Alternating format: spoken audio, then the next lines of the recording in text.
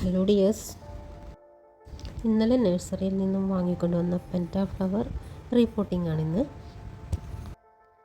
ഇതിലെ പൂക്കൾ വന്നുപോയ ഭാഗങ്ങളെല്ലാം നീക്കി, ഉണങ്ങിയ ഇലകളെല്ലാം നീക്കി ചെടി നല്ല ഫ്രഷാക്കി എടുക്കണം ആദ്യം.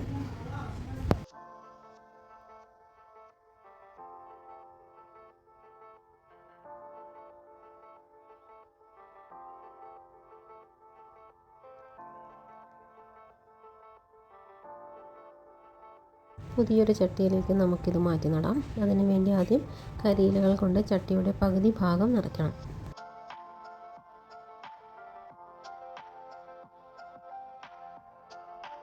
ഇനി ഇതിലേക്ക് പോട്ടി മിക്സ്ചർ നിറയ്ക്കാം. അഴുകിയ കരിയിലയാണ് ഞാൻ ആദ്യം ഇതിൽ നിറച്ചത്. അതുകൊണ്ട് തന്നെ പോട്ടി മിക്സ്ചറിൽ വേപ്പിൻ പിണ്ണാക്ക് മസ്റ്റായും നിങ്ങൾ ചേർക്കണം. അതുകൊണ്ട് തന്നെ അനാവശ്യമായി ചെടി അഴുകിപ്പോകാൻ കാരണമാകുന്ന പല ഓർഗാനിസവും ഇതിൽ നിന്ന് ഇതുവഴി നമുക്ക് മാറ്റിയെടുക്കാൻ സാധിക്കും. ഇതിനുശേഷം പഴയ ചട്ടിയിൽ നിന്ന് നമ്മൾ ഈ ചെടി പുറത്തെടുത്ത് അതിൽ കുറേ മണ്ണുകൾ നീക്കം ചെയ്യണം.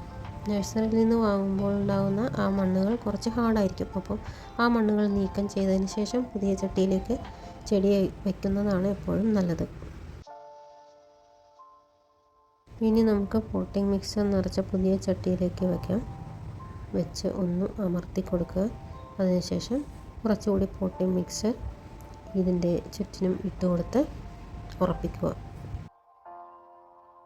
ഇങ്ങനെ പുതിയ ചട്ടിയിലേക്ക് മാറ്റിയ ശേഷം ചെറുതായി ഒന്ന് നനച്ച് 2 ആഴ്ച വരെ തണലിൽ സൂക്ഷിക്കണം.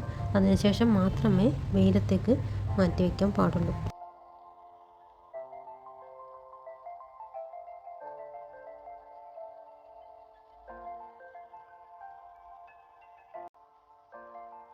വർഷം മുഴുവൻ പൂക്കൾ തരുന്ന, അധികം കെയറിങ് ആവശ്യമില്ലാത്ത ഈ ചെടി ഫ്ലാറ്റുകളിൽ താമസിക്കുന്നവർക്കും വളർത്താൻ പറ്റുന്ന ഒരു നല്ല ചെടിയാണ്.